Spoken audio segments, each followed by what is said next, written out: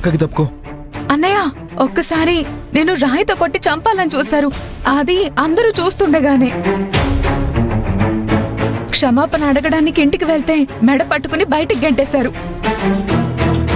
ఇప్పుడు ఇలా నేను ఒంటరిగా రమ్మన్నారంటే ఏదో ప్లాన్ చేస్తున్నారని అర్థం చేసుకో.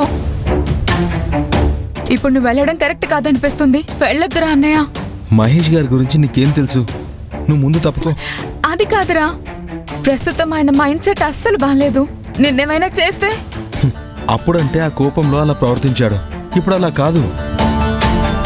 ఆయనంతటా ఆయనే నన్ను రమ్మన్నారు అంటే తన తప్పు తెలుసుకుని సారీ చెప్పడానికి అయి ఉంటుంది. నువ్వేం కంగారు పడకు. అలాగే ఈ విషయం అమ్మకు కూడా చెప్పుకో. వెళ్ళి కలిసొస్తాను. నువ్వు తప్పుకో. లేదు, నేను అమ్మకు చెప్పేస్తాను. చెప్పావో చంపేస్తాను. తప్పు. అన్నయ్య, నేను చెప్పేది వినరా. వెళ్ళొద్దు, వద్దురా ప్లీజ్. అన్నయ్య, నేను చెప్పేది విను, వెళ్ళొద్దు.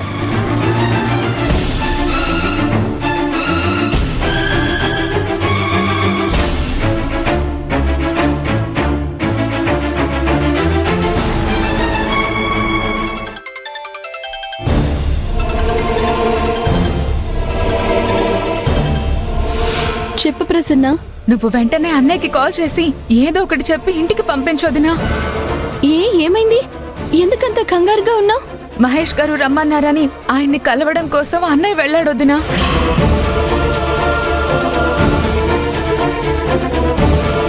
ఒకసారి మీరంతా అడ్డుపడ్డారని, ఇప్పుడు మంచిగా రమ్మని పిలిచి మహేష్ గారు అన్నయ్యని ఏమన్నా చేస్తారని నాకు చాలా భయంగా ఉంది.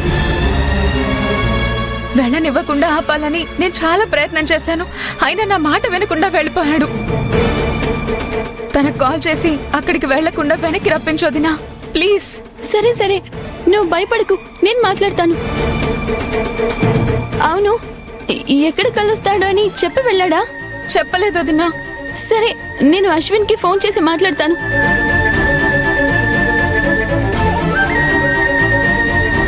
ఇదేంటి, మహేష్ సార్ మిస్ కాల్స్ ఉన్నాయి. ఓ, ఇంతకు ముందు ఆయన చేసినప్పుడు నేను తీయలేదు కదా.